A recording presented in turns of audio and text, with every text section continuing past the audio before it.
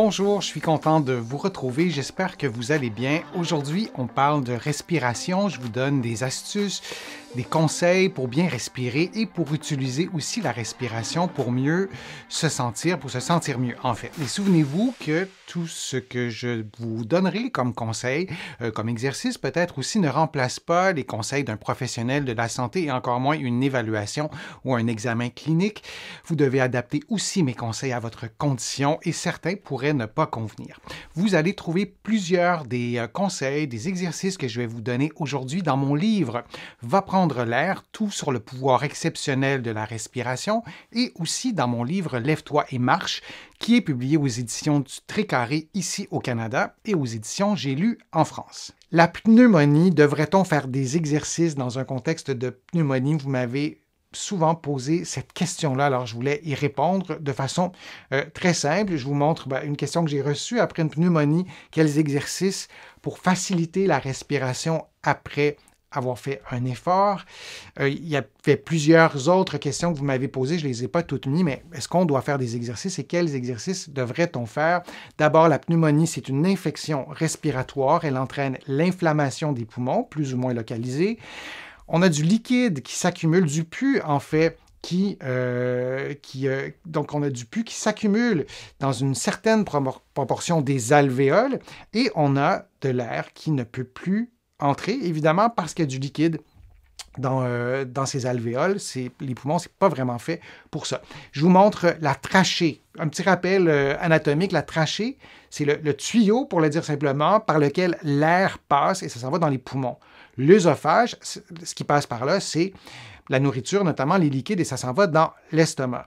Et lorsqu'on a un problème de déglutition, lorsque le petit clapet là, qui fait en sorte que c'est l'air qui passe ou c'est du liquide et il y a un ajustement automatique, mais parfois on a du liquide, par exemple, ou une certaine partie de la nourriture qui s'en va dans les poumons. On peut faire aussi une pneumonie d'aspiration. Alors, ça arrive notamment chez les bébés, chez les enfants. Alors, on peut avoir aussi ce type de pneumonie, oui, d'aspiration. Et si on continue aussi dans la définition un peu de la pneumonie, c'est une des principales causes de décès sur la planète quand même, hein? Notamment en raison des conséquences chez les personnes vulnérables, les personnes qui sont déjà très malades, qui font une pneumonie, c'est plus difficile pour elles, c'est-à-dire de s'en remettre parfois. Donc, on a une infection qui s'accompagne aussi d'inflammation. Vous voyez les alvéoles avec le liquide, le pus, en fait, qui va s'ajouter. Et c'est ça, une pneumonie. Et si on regarde un peu la différence avec une pneumonie, c'est en anglais, là, pardon pour les termes en anglais, mais je vous l'explique dans mes mots. À gauche, vous avez la pneumonie. Au centre, vous avez des alvéoles qui sont dans un état normal. Et vous avez l'emphysème, qui est une détérioration de la qualité de ces alvéoles et de l'élasticité des tissus. Alors, lorsqu'on a une pneumonie, est-ce qu'on fait des exercices? Est-ce qu'on devrait faire des exercices qu'on trouve, par exemple, sur le web? La réponse, c'est non. Vous demandez à votre médecin. On n'est pas toujours hospitalisé parce qu'on a une pneumonie, mais on veut vraiment savoir ce qui se passe. On ne veut pas mobiliser tout ça. On ne veut pas augmenter l'activité pulmonaire.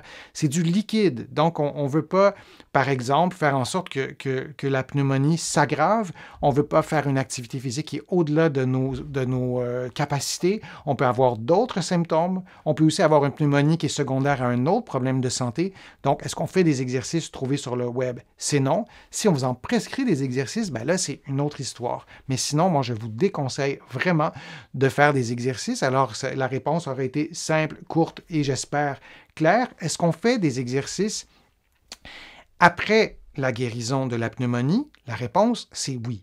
Lorsqu'on a une pneumonie, on a été affaibli inévitablement, on a eu des problèmes respiratoires fort probablement, on avait peut-être un autre problème de santé. Alors, on a souvent un déconditionnement général. Alors oui, on peut faire des exercices de mise en forme et on peut faire aussi des exercices de mise en forme de la cage thoracique plus spécifiquement. Alors, je vous montre cet exercice-là qui est vraiment très simple. Alors, c'est un exercice de rotation. Je vous le montre en position de génuflexion. C'est intéressant pour l'équilibre. En même temps, alors, vous voyez, c'est simple. Je fais un mouvement de rotation du bras droit. Évidemment, on fait tout ça des deux côtés. Là, je vous le montre seulement du côté droit. Et vous voyez mes yeux qui regardent ma main constamment. Alors, j'ai une rotation thoracique, j'ai une mobilisation du bras L'équilibre aussi qui est sollicité. Ce n'est pas anodin non plus, même lié à la respiration. Et on fait ça évidemment des deux côtés. Et si on fait une rotation du tronc et du bras de la même façon, mais couché sur le dos. Parfois, on sera peut-être trop faible pour le faire en position de génuflexion ou assis, mais on peut le faire aussi couché sur le dos. Vous remarquerez que j'ai mis un petit rouleau en dessous de la tête pour pouvoir être dans une position qui est beaucoup plus confortable. Ici, je vous le montre le même exercice d'une autre façon, d'une autre vue. Alors, c'est exactement la même chose. Alors, je vais tourner au maximum de ce côté-là. J'ai surélevé la tête. Et évidemment, vous faites tout ça des deux côtés. C'est vraiment important. Alors, ce que ça fait, ça stimule votre respiration. Ça ouvre la cage thoracique dans une direction. Ça mobilise le cou aussi. On a des muscles du cou qui vont nous aider à respirer lorsqu'on a de la difficulté à respirer. Ici, je vous le montre dans plusieurs positions. Ce n'est pas anodin. Je vous encourage à faire l'exercice dans plusieurs positions. Par exemple, lorsque vous le faites couché sur le côté, comme vous le voyez, les côtes à droite, je mélange toujours ma gauche et ma droite, ou plutôt, en tout cas, les côtes du côté en mouvement sont mobilisés et vous êtes couché sur l'autre partie de la cage thoracique qui, elle, est stabilisée. Alors, de le faire coucher sur le côté, ce n'est pas du tout la même chose que de le faire en position assise ou en position de génuflexion. Alors, la réponse était simple. Est-ce qu'on fait des exercices lorsqu'on a une pneumonie, des exercices trouvés sur le web? La réponse est non, à moins que ces exercices soient prescrits. Et si on est guéri de notre pneumonie, on demande à notre médecin est-ce qu'il y a des choses de contre-indiquées.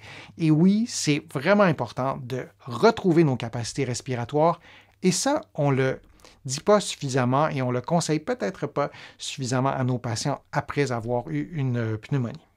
Je vous remercie de votre attention. Je vous remercie d'être aussi fidèle aussi à ma chaîne YouTube et vous allez aussi trouver d'autres informations sur la respiration dans mes vidéos. Vous allez aussi trouver beaucoup d'informations sur mon site web, le www.denisfortier.ca. Vous pouvez vous abonner aussi à l'infolettre.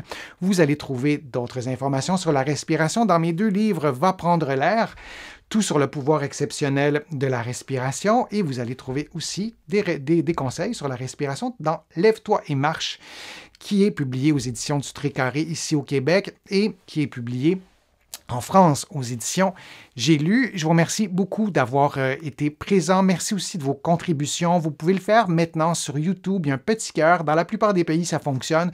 Vous cliquez là-dessus, vous pouvez faire une contribution. Sinon, vous allez voir sur mon site web. Je vous explique comment faire une contribution. Ça peut être une contribution financière, mais ça peut être aussi par des clics à certains endroits. J'ai ajouté une autre façon aussi de faire des contributions pour les personnes du Québec qui expérimentaient des problèmes avec le fonctionnement actuel. C'était plus compliqué. Je ne sais trop pourquoi, mais j'ai ajouté une autre façon de faire aussi. Je vous remercie vraiment beaucoup et je vous souhaite de bien respirer, de mieux respirer et on se revoit pour une prochaine vidéo, pour un prochain direct. À bientôt.